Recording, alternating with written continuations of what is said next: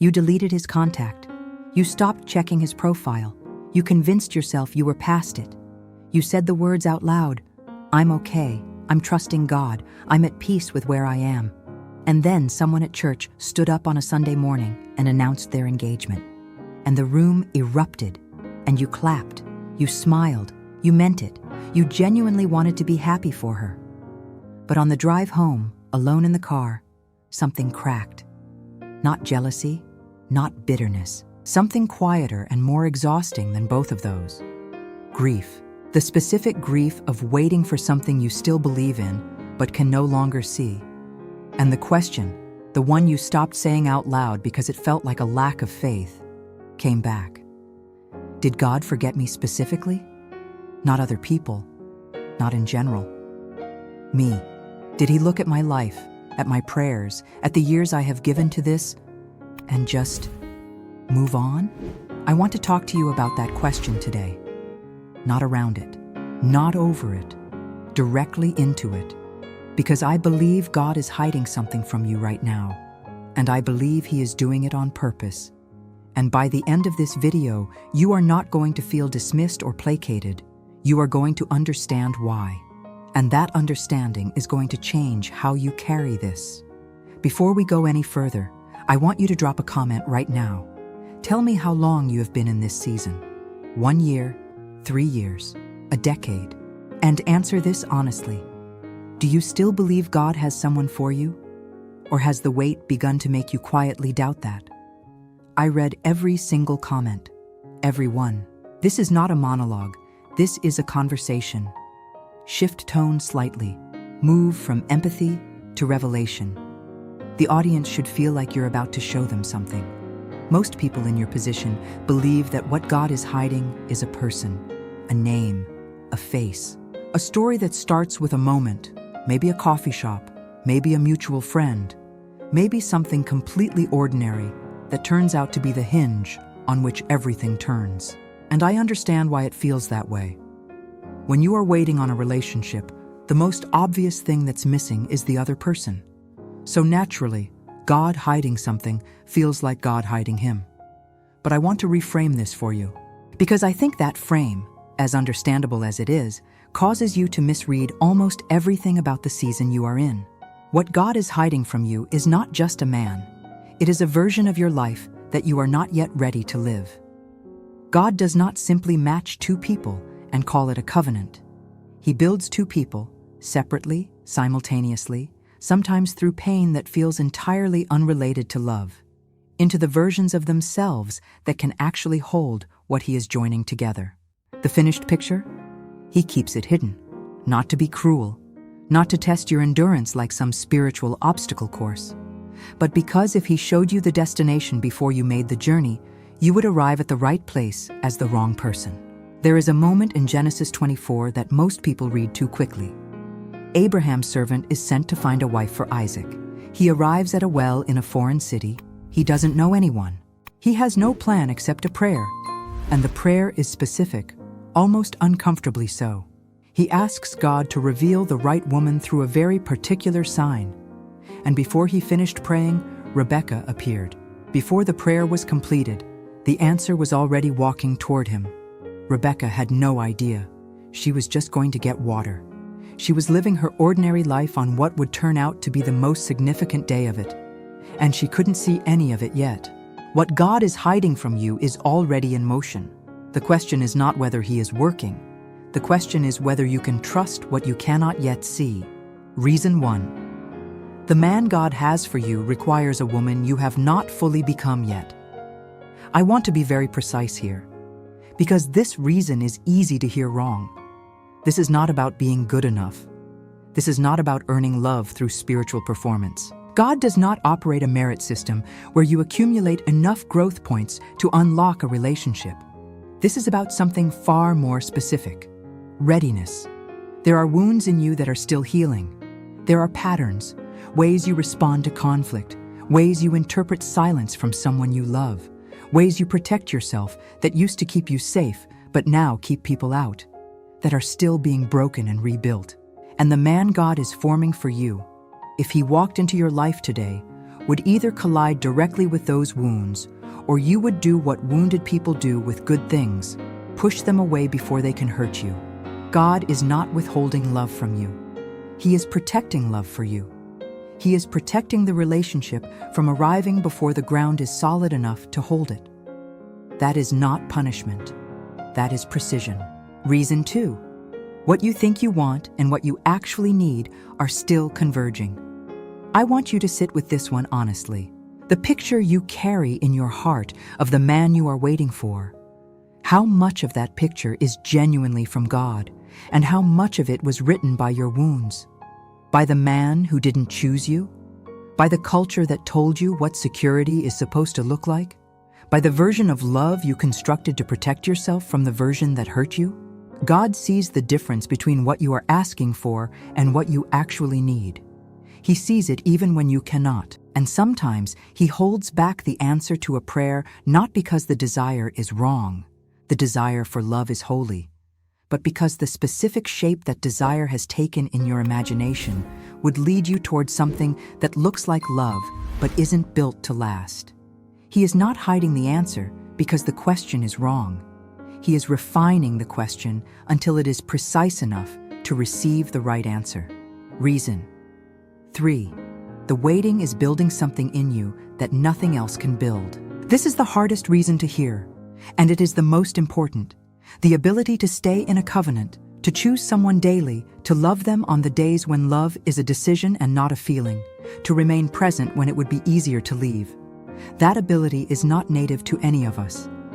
It is forged in solitude, in the long seasons when you learn that you are whole without someone completing you, in the quiet mornings when you choose faith not because it is easy, but because you have decided that God is trustworthy and you are going to live like that is true. A woman who arrives at a relationship already whole, who does not need a man to give her an identity because she already knows who she is. That woman does not cling out of fear. She does not shrink to be chosen. She does not accept less than she deserves because she is desperate. She chooses, freely, from fullness. God is building that in you. Right now, in the hiddenness, in the season that feels like nothing is happening. Something is happening, you just cannot see it yet. I want to say something now that no one is going to say to you in a polished way at a women's conference. I want to say it because I think it matters, and I think you are ready to hear it.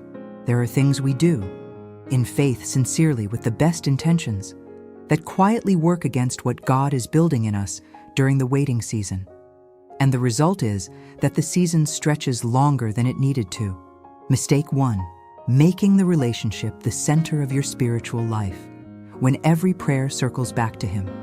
When every journal entry returns to the question of when.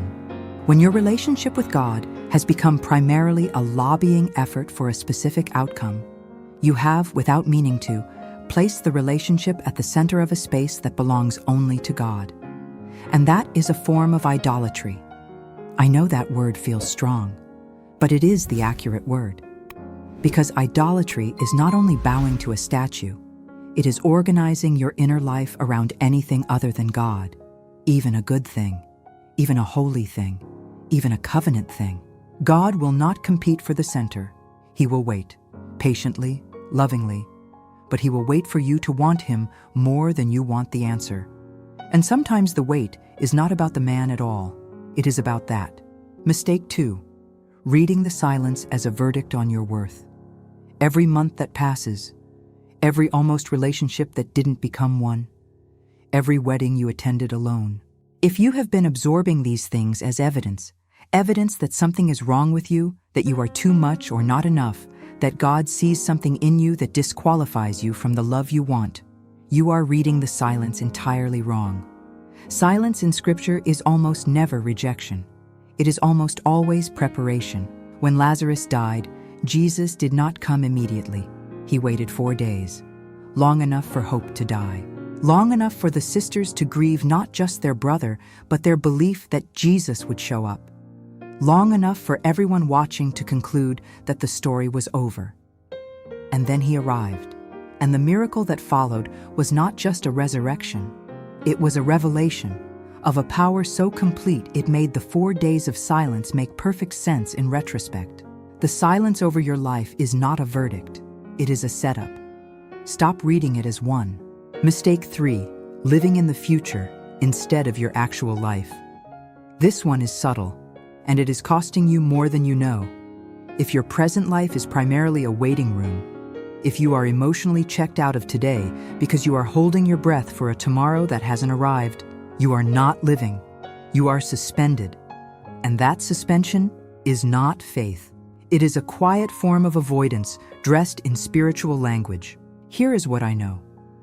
The woman who is fully alive in her own life right now, building things, investing in people, creating, growing, showing up completely, that woman is far more likely to recognize a good man when he appears. Not because she was looking, but because she was living.